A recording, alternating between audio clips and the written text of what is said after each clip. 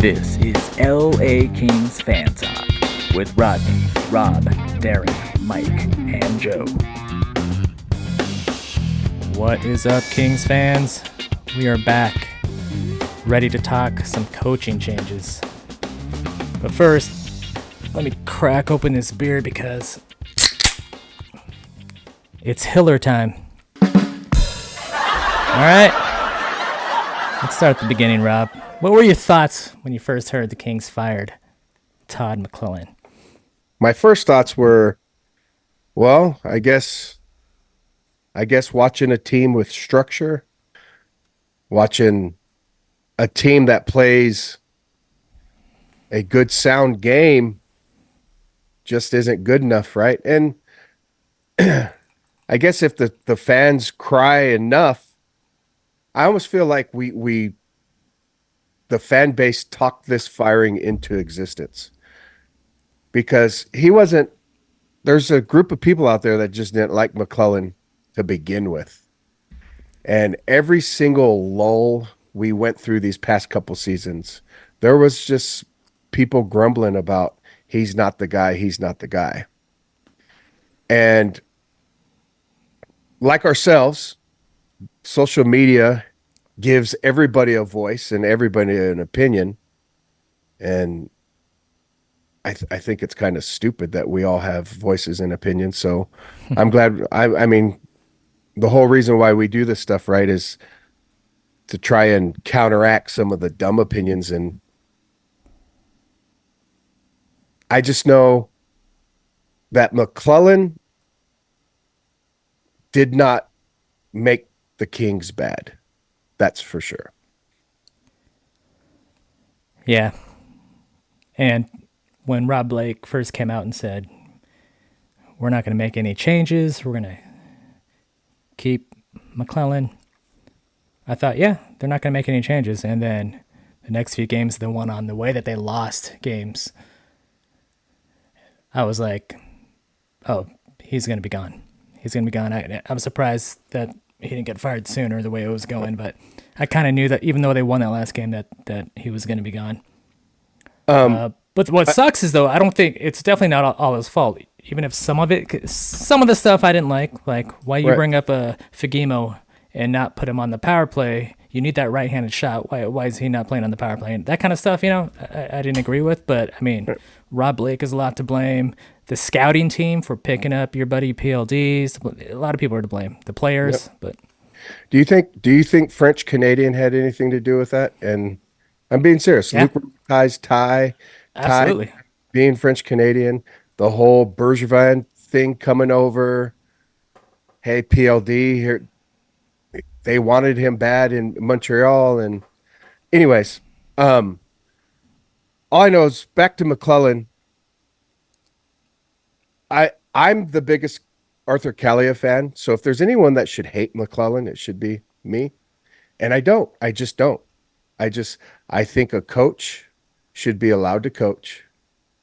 When you had as good as run as the Kings have, and when you're the number one defense in the league, I don't think it's a coaching problem. Now, granted, the losing streaks and all that stuff, something had to change, obviously. This is the way the business works. Rob Blake's not going to fire himself, right? I said that to so many people the last couple of weeks. Something has to change. So I understand why he was fired. Same. But we've been through some bad coaches. I don't think McClellan was a bad coach at all. Same. I mean, brought the Kings to what? Best penalty kill team in the league. Couldn't understand what they were doing in the power play, but the thing I get frustrated with too, which is kind of why I've taken a couple weeks off from Twitter a bit. Because when I say I take a couple weeks off, I mean it, not like other people on Twitter that say they're stepping away for a couple weeks and then they're tweeting the very next hour. Um, I just think it's funny when people, and I don't, there's a demographic out there that thinks they know what goes on in a locker room, let alone a professional athlete's locker room.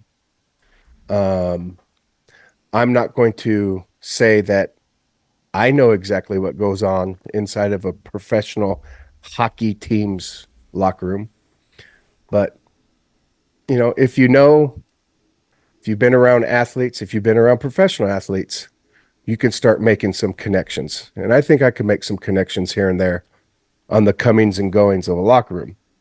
But all these Twitter professionals that think they know what's best, that that McClellan lost the locker room after 4-game losing streak. It's just so ridiculous when people think they know what the hell's going on. And I I'm just so pissed off at Twitter. I really am. So So if you could put the blame on our losing streak on one, two, or three or four different things, what would you put the blame on? um I'll say it I'll say it till I'm blue in the face, I guess. I don't like talking crap about our players because I want our team to be good. I want to root when I watch the Kings, I root for every single player on the ice. Um, when I see PLD not playing very hard, I don't sit there and hope he does bad. I just wish he played harder. Um, when he was signed for 8 years and everyone says he's going to prove everybody wrong, my whole take on it was I hope he proves everybody wrong. I hated the signing.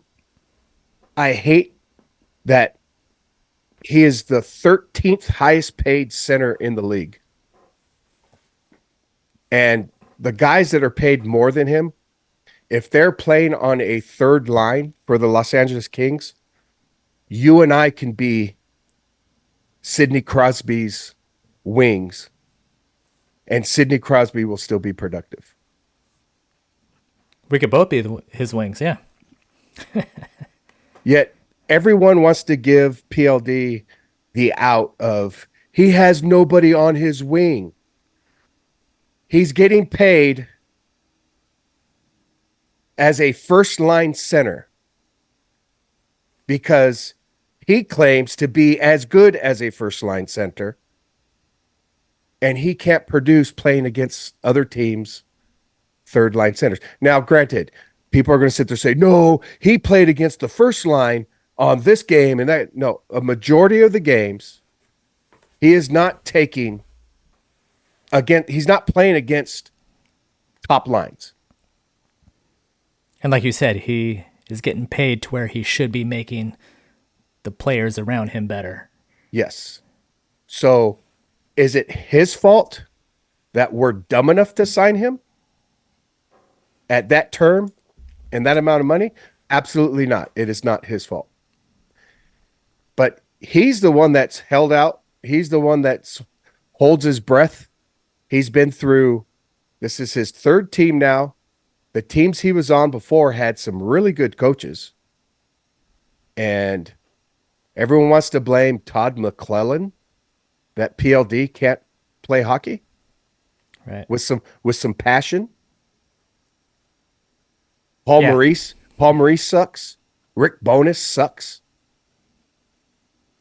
Right? We'll see if the rest of the season, all of a sudden, he is this hard-working, goal-scoring machine. Maybe it was Todd. I'm not a big fan of all the moves Rob Blake's has made. It seems like every time I say something negative about Rob Blake, I get fired upon by our group of friends.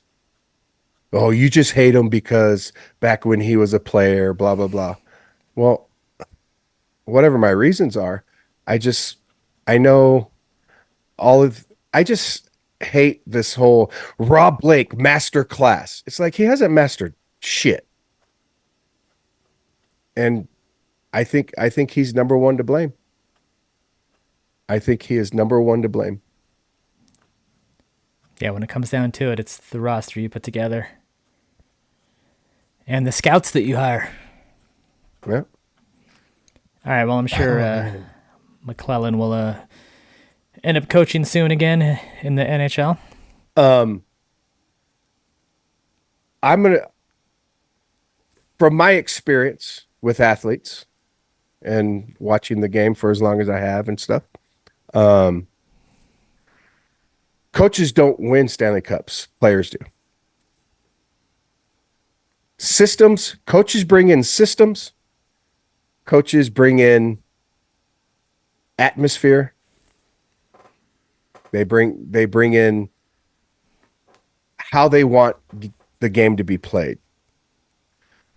Todd McClellan has coached some extremely good teams. So all those teams that he had that were so good, the San Jose teams. So Brett Burns and Joe Thornton and Couture and Pavelski, they could all blame McClellan for not winning a Stanley Cup when they were President's Trophies and division champions and all that stuff. It's McClellan's fault because I thought the narrative was Joe Thornton was a big loser. Patrick Marleau was a big loser. So which is it? Is it players? Are they the chokers or is it coaches are chokers? My vote is players. So I guess just my final thoughts on McClellan is I like this system. It's a proven winning system. He has won where he's gone. He's been extremely successful, and we're letting a good coach go. I'm not saying it's wrong now too. Maybe he had to go just because of the way things are. But I mean, let's get Willie Desjardins to come back. Okay. All right, so you said it. Coach brings atmosphere and environment to the locker room, with the Kings promoting Jim Hiller from within the organization. Can you still bring a completely new attitude or environment to the locker room? Yeah, I mean, I guess we have to pray. I'm just so unfamiliar with Hiller, mainly because he hasn't been a head coach, correct, in the NHL? Correct. Just the minors. Yeah, just the minor stuff. He's getting kicked to us from Toronto. So, and how's Toronto's success in the playoffs been? Right. But if it's a coach's fault, right? Right. So everybody's giving Hiller praise because he turned our power play around last year. This year it's been horrible. Right. And everyone's saying, well, it's because we don't have a right-handed shot. Well, I mean, then put a right-handed shot there. We had a Fagemo that's been tearing it up on the power play. Why did they not put him there? If that's all we were missing, it's a lot more than that. They struggle to even set up the power play in the zone. It's a lot more than just having a right-handed shot. But I mean, that is part of it. But yeah, my thing also, here's something that just maybe you could think about for a second. Maybe we're just not that good. Maybe we've been overachieving because the coach was that good. Maybe the coach's system made all of our mediocre players look really, really good. Maybe we're not that good. Kopitar's old and over the hill. Doughty is a shell of himself. Our goaltending sucks. I'm just saying, what else is there? well, we're gonna find out really soon Smoke and mirrors. whether it was coaching or the players. So, On top of Hiller being hired, he brings in his buddy, Yeah.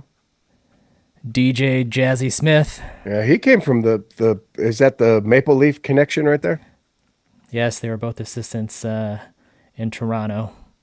But he was a head coach for Ottawa for what, 4.5 years or something like that? Yeah. So we'll see how, I don't know. We'll see if that changes things in the locker room. We'll find out we all know who McClellan's favorites were on the team, who would always play even though they didn't really deserve it. So we'll see if that changes with Hiller in there. I actually like DJ Smith, by the way. I'm actually for that, by the way. I've seen a few of his interviews. Really likable, funny dude. Yeah. Never played for him, so I don't know if I like him in that respect, but I like bringing in some fresh blood for us from the outside. So interested to see how this turns out for the rest of the season. Because, man, the season started with such high hopes. I mean, man, it felt great to be a Kings fan the first couple months there, you know? Yeah. Oh, man. And guys, you go ahead and leave in the comments how stupid we are, because I'm actually just rambling. I'm just so, my stomach just hurts every time I think about the Kings right now and how good we were a month ago. Right. Or a month and a half. And if anyone's still listening right now, you've made it this far through the 30 minutes of rambling. If you're the idiot that ever tweeted to the Oilers, ha ha ha, you guys suck, back when we were really good and they were really bad, that's why you got to save it until after they've been eliminated. Now they're gonna just, I don't want to say it. They better not win the Stanley Cup. I'm gonna be sick to my stomach. Let's talk about the Oilers really quick. That's our first game out of the All-Star break. Our first game with our new coaching staff. Yep. I'm not going to ask you who's going to win, who's going to lose, but I want to ask you this: what changes to the game plan or to the lineup would you like to see with this new coaching staff versus the Oilers to start? Ooh. I don't know. I don't know what the Oilers are going to do because they got a new coaching staff, right? I know the Jay Woodcroft Oilers were going to come and bully us because it works. The Oilers bully us and it works. I'm hoping they don't do that. I'm hoping this new coach says, let's run and gun with them. Let's stay with what we're doing. And if that's the case, well, then we need some guys out there to run and gun with them. Yeah, I mean, I would like to see them. I don't want them to change up. They're really strong with their 1-3-1, but I would like to see some changes to the power play. And I would like to see some lineup changes. Put your skill guys, whether or not they're rookies or young kids, put your skill guys up on, skill lines where they have a chance to use their strengths and, like Kaliev, Fagemo. Put them on some scoring lines so they can use their strengths. I want to see stuff like that. Put Fagemo and Kaliev on the power play. Is Fagemo out of the doghouse? Since the doghouse has been dismantled? That's what I'm saying. You think the doghouse was McClellan's doghouse, so hoping for maybe a clean slate for everybody and see what happens. I don't know. So obviously Arvidsson's going to be back soon. I don't think he'll be back for the Edmonton game, but it sounds like he'll be back for the next road trip. So we're going to have to figure out the lineup real quick here because some guys are going to get sent down. So time for them to step it up. This would be a good time to do it. I guess me talking about trading Roy isn't so stupid anymore, is it? I still don't think they should, but it's definitely going to be a topic of conversation for sure. Right. It's not necessarily that I think they should. Because, like I said, he's maybe our best defenseman. Ha. But I don't know. It's can he garner a first round pick? Well, you saw that some of the trades that just went down over the All-Star break. So according to that, he could probably garner a first and a third. I don't know. We'll see. So I want to just hammer this home real quick. So when we do play Edmonton, Kopi's going to play against McDavid. Deneau's going to play against Draisaitl. That means PLD, if he's the third line center, he goes up against Ryan McLeod, Dylan Holloway, and Corey Perry. And if you're an elite centerman getting paid millions and millions of dollars, more than every single centerman except for 12 others, a dozen, you can't be productive against that line. Hey, it was Coach Todd's. It was because of him. PLD is going to be amazing now. So Okay. that's the other thing. Does the new coaching staff have the balls to pull back Kopi's time and Doughty's time instead of running our senior staff into the ground? I don't know. Are they going to be able to? That's a huge problem. I mean, they're running Kopi into the ground. People are like, "Oh, what's wrong with Kopi?" So I'm like, they're playing him the entire game almost. He needs to be playing third line minutes right now at this stage. Who was Doughty talking about before that All-Star break? And he said players need to stop worrying about their numbers. Who's worrying about their numbers? Obviously, Trevor Lewis. Just kidding. Yeah, I don't know. Everybody, Twitter people thinking that he's talking about Fiala, obviously, but whenever whenever they interview Fiala, he's always like all about the team, this, that, whatever I can do for the team. So I don't know. That's all I heard. Have you heard something else? No, they're just sitting there going, well, yeah, I don't know. Like you said, we're not in the locker room. We don't know. Yep. Just speculating up in here. All right, so let's do this. We suck. That's all there's. We suck right now, but let's reconvene after this Oilers game. Yeah, let's do it. We'll talk about that. See how it went. See if what changes the coaches made.